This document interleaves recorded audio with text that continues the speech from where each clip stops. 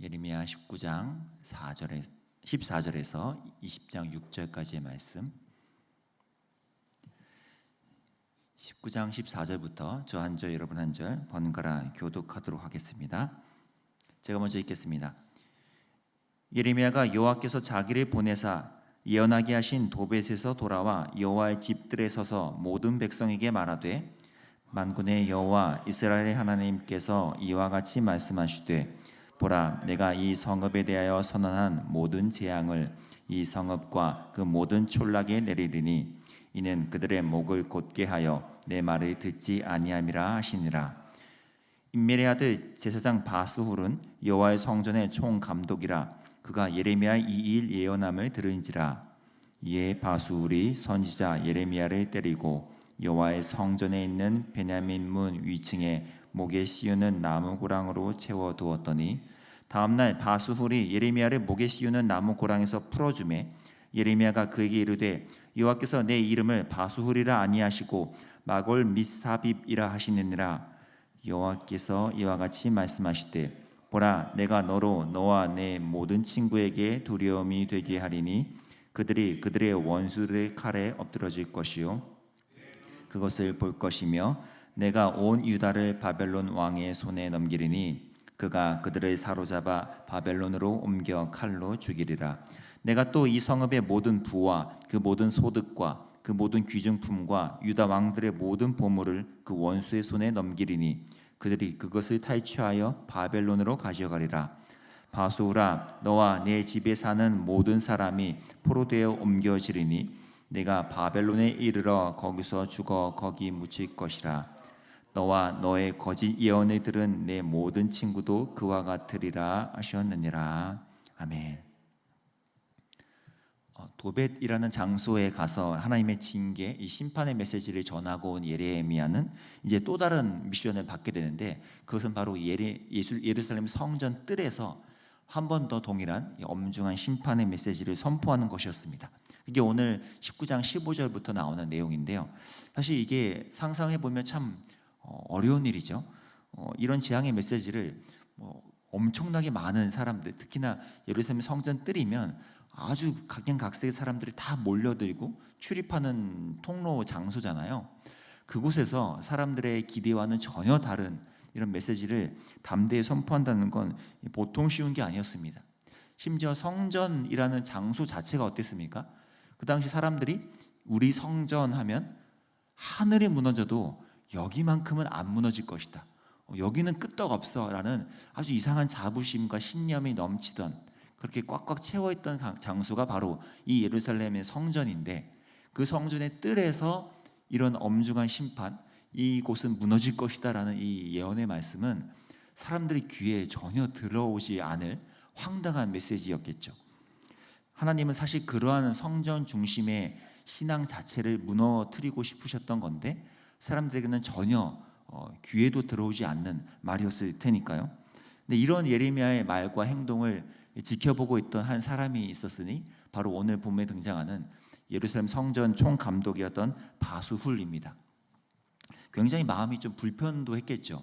한낱 선지자라는 이 사람이 이렇게 많은 성전 뜰에서 사람들의 귀에 굉장히 불편하고 거슬리는 멘트를 던지니까 이 성전의 총감독자에게는 참 마음이 이제 쓰이는 거 아니겠어요?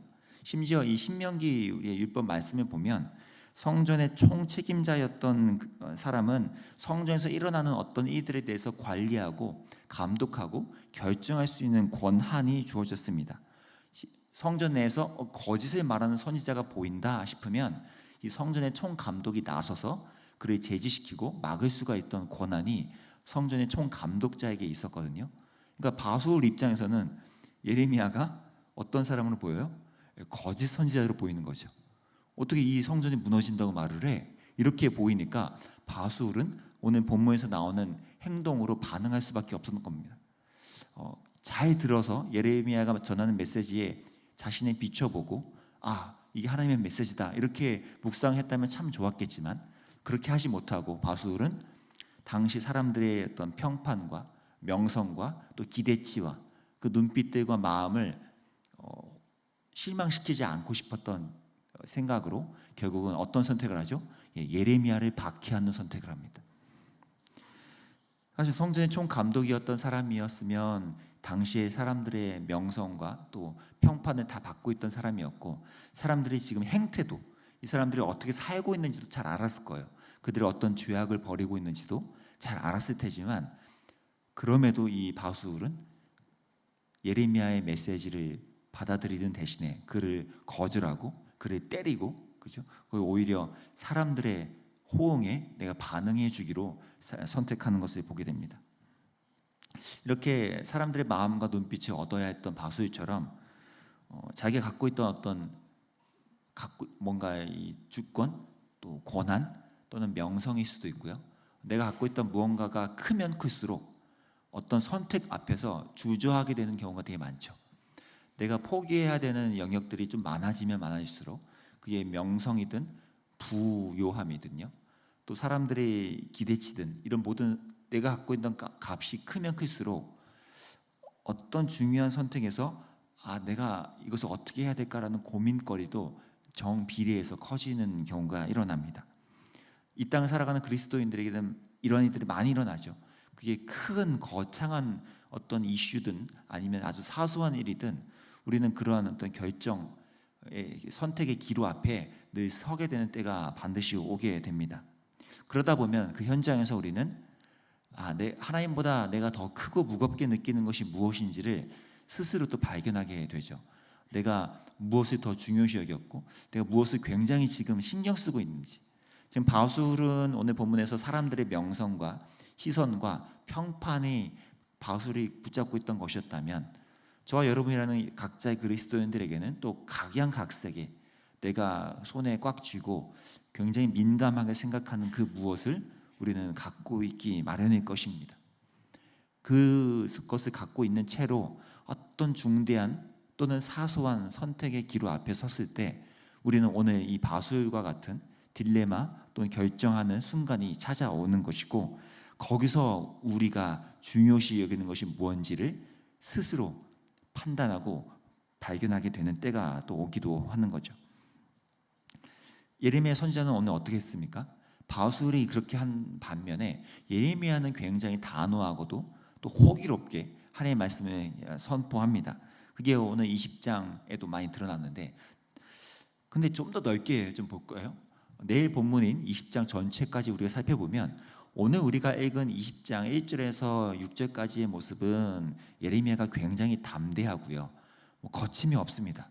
하나님의 말씀을 아주 과감히 선포하죠. 근데 20장 전체로 확장해 보면요, 예레미야는 그런 호기로웠던 모습이 어느샌가 사라지고요, 굉장히 또 연약한 모습으로 하나님께 탄원하는 것까지는 좋았지만 탄원을 넘어서 막 욥이 하나님 앞에서 했던 고백과 유사하게 자신의 태어남을 저주하듯이, 내가 왜 태어났는지, 내가 그냥 죽었으면 좋았을 걸 하는 식으로 굉장히 또 무너지는 모습도 보이게 됩니다. 근데 저는 오히려 이러한 예레미야의 모습이, 롤러코스터 타는 이러한 모습이 이 땅의 성도들의 더 솔직한 진면목이다라는 생각을 하게 되었습니다. 누구나 부침이 마련이기 때문이죠.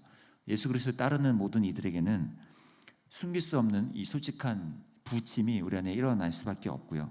그래서 어느 누구도 항상 믿음의 용사가로서 서 있을 수가 없고, 소위 말하는 목사든 목사의 할아버지든 상관없이 누구나 다 성도라면 이러한 부침을 겪기 마련이라는 것이죠. 좀 더 크게 적용해 볼까요? 오늘 본문을 빗대어서 보면 모든 성도에게는 이 바수훌과 예레미야의 모습 둘 다가 공존하기도 합니다. 우리 안에 어떤 때는요, 이 바수훌처럼요, 나를 지켜내고 싶은 마음이 커질 때가 있잖아요. 나 자신이 너무 소중해지는 때가 있고요, 또는 다른 사람들이 나를 바라보는 것을 신경 쓰는 때도 많아지죠. 또는 내가 갖고 있던 무언가를 빼앗길 것 같은 두려움이 커지는 때도 있고요. 이러한 때가 우리가 바술과 가까워지는 때이기도 할 것입니다. 한편으로는 오늘 본문에서의 예레미야처럼 우리가 되는 경우도 있죠. 하나님의 말씀에 붙들려서 성령의 충만함으로 과감히 그것을 약속을 붙들고 살아가면서 사람들 앞에서도 거리낌 없이 나의 신앙을 표현해내고 선택을 과감히 해낼 수 있는 그런 모습도 우리 안에 일어납니다. 근데 중요한 건 요 두 가지가 우리 신앙의 긴 여정 속에서 같이 공존하면서 일어날 수 있다는 거예요. 때로는 바수일처럼, 때로는 예레미야처럼, 때로는 우리가 두려워 떨며 선택에서 실패하는 경우도 일어나지만 또 때로는 예레미야처럼 담대한 때도 일어나고요. 그렇다면 우리에게 결론이 어떻게 됩니까? 이런 두 가지가 공존하는 모습이 성도의 모습이라면 그 사실은 결국 딱 한 가지의 결론에 도달하죠. 성도에게 절대적으로 필요한 것은 하나님의 긍휼과 도우심이라는 것입니다.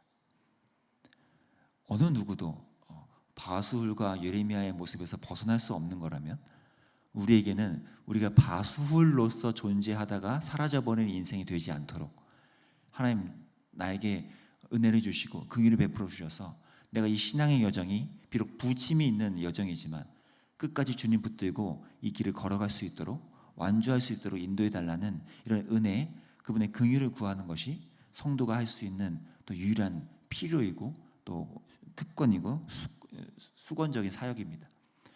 우리의 삶을 하나님께 이렇게 내놓으면서 하나님 내가 때로는 바수일 같고요, 하나님 내가 때로는 예레미야 같은데 그 둘 다의 때에 나에게 동일한 은혜가 필요합니다. 내가 바수일처럼 무너질 때에도 나는 하나님의 은혜가 필요한 존재이고 오늘 본문의 예레미야처럼 내가 담대하게 보일 때에도 나는 하나님의 긍휼이 필요한 존재입니다.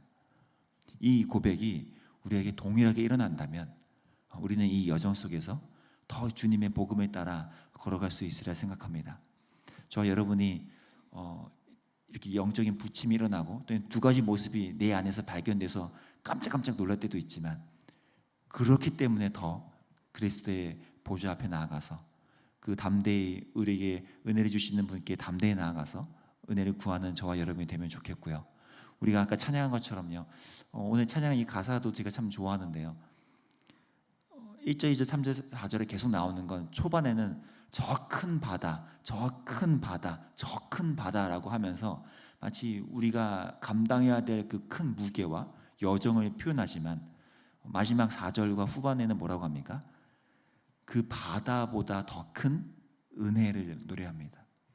저 큰 바다, 하지만 아니 저 큰 은혜의 바다를 향해 나아가자, 저 큰 은혜로 우리가 용기 있게 나아가자라고 하는 이 고백이 오늘 그리고 앞으로 저와 여러분의 삶의 노래이고 고백이 될 수 있기를 간절히 기도합니다. 기도하겠습니다. 하나님 아버지, 우리는 때로는 바수일처럼요, 중대한 선택의 기로 앞에서 나 자신을 포기하고 싶지 않고 사람들의 눈빛과 사람들의 마음이 너무 신경 쓰이고 내가 어떤 존재로서 존재해야 되는지가 너무 중요해져서 실패하는 때도 참 많이 일어나는 때가 우리에게 찾아오고요. 하나님 또 예레미야처럼 오늘 본문에서 담대하게 주님 말씀 붙들고 주의 말씀이 이러하다고, 주께서 내게 주신 약속이 이러하다고 선언할 때도 있지만 그 두 개의 모습이 우리에게 공존하고 있음을 고백합니다. 그럴 때마다 주님, 그것이 어떠한 때이든 우리는 동일하게 하나님의 은혜가 필요한 존재임을 잊지 않게 도와주시고 저 큰 은혜의 바다를 향하여 배를 띄어서 나아가는 그런 담대한 또 믿음이 우리 안에 싹 틀 수 있도록 인도해 주시기를 원합니다. 오늘 하루도 또 내일 하루도 모레도 이 여정이 끝나는 그때까지 주님 매일에 합당한 은혜를 허락하여 주셔서 우리가 주님과 함께 동행하는 기쁨이 무엇인지를 성도로서 발견하고 만끽할 수 있도록 저희의 삶을 붙들어 주시기 원합니다. 감사하며 예수님의 이름으로 기도합니다. 아멘. 오늘 개인과 또 공동체를 위해 중보하며 나갑시다. 하나님, 우리 개개인이 바수일과 예레미야의 모습이 공존할 때마다 동일하게 주의 은혜 앞에 서는, 오늘도 그 은혜의 바다 앞에 힘껏 나아가는 저희가 될 수 있도록, 그래서 이 은혜로서 오늘 하루를 견뎌낼 수 있도록 해달라고, 또 이 공동체, 이 교회와 또 이 사회와 여러분의 가족, 사랑하는 자녀들 모두가 이 그리스도의 은혜로 붙들려서 지탱되어지고 세워질 수 있음을 우리가 잊지 않고 나의 힘과 지혜가 아닌 하나님의 은혜 앞에 내어놓으며 나아가면서 중보하며 나아가기를 원합니다. 함께 기도하겠습니다.